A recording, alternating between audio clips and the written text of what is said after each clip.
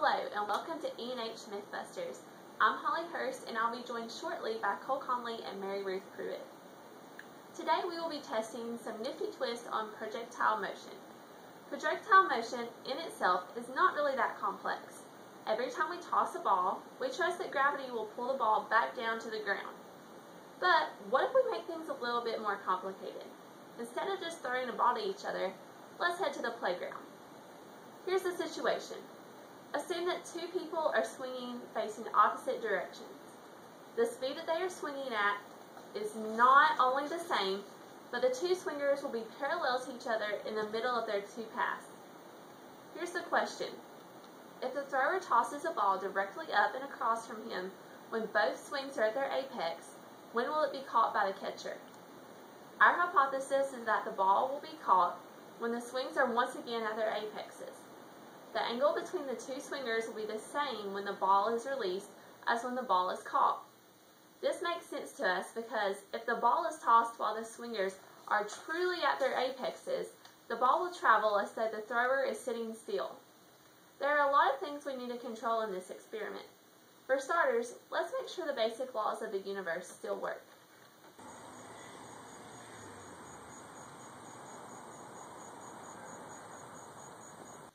Now that we've got that cleared up, we also picked positions for our experiment. From now on, Cole will always be tossing left-handed with approximately the same strength. Mary Ruth will always be the catcher, and I'm the camera woman. We also chose swings that were the same height, and we sat the camera on a tripod to keep a constant angle. It took a lot of practice for our swingers to move simultaneously in opposite directions, but we feel like we did a pretty good job. The variable we will be testing will be the position of the two swings when the ball is thrown and when the ball is caught. Cole, can you tell us a little bit more about how we're going to measure this? Thanks, Holly. Once the video was taken, we measured the angles between the two swingers with the protractor.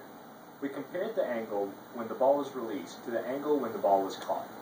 Our hypothesis would be supported best if the difference between these two angles was 0. If I let the ball go as close to my apex as I can, the small difference would support the idea that a ball tossed at one's apex will be easily catchable by the other swinger. Let's let Mary Ruth show you a couple examples, and then we'll go to the field. So, just wanted to illustrate this for you. We have two swingers, and they'll be coming down at the same time, crossing exactly in the middle, and reaching their apexes at approximately the same time. Now, this is the thrower. He's attempting to throw it at this point, which the second swinger will meet. As you can see in the caught scenario, the two swingers have passed each other. The second swinger has reached his apex, the first swinger has reached his apex, and the ball has been caught. The angle in each of these, we hypothesize, is the same.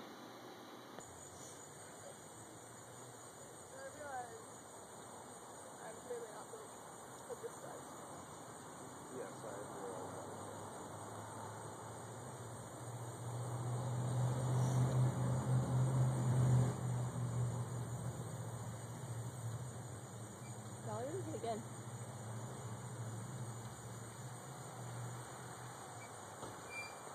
The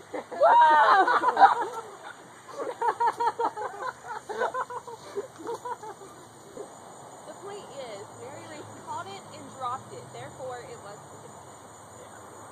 I'm going to just have Holly like.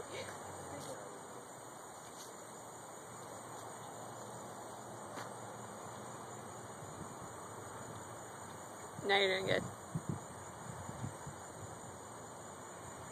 Yes! Look at that. Alright, you throw yours in.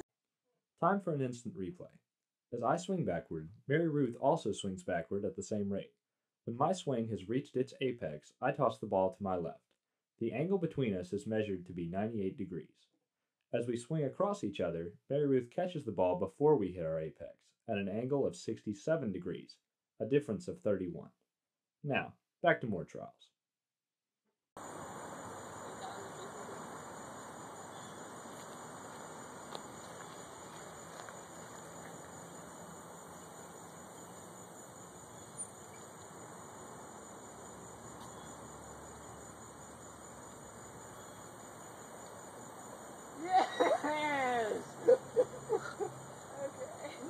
Okay, so we know it can be done, but what happens if the ball is thrown at the opposite apex?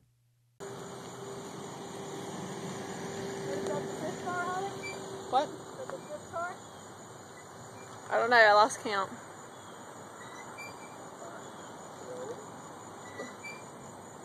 That was close.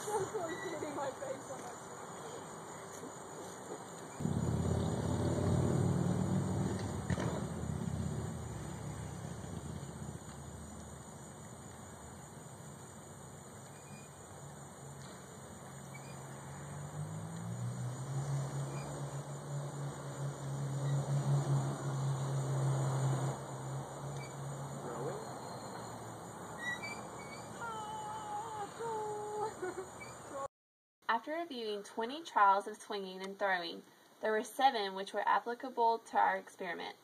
The others failed due to reasons ranging from swing interference to simply being out of sync while swinging. As you can see, there was a range of different measurements as well.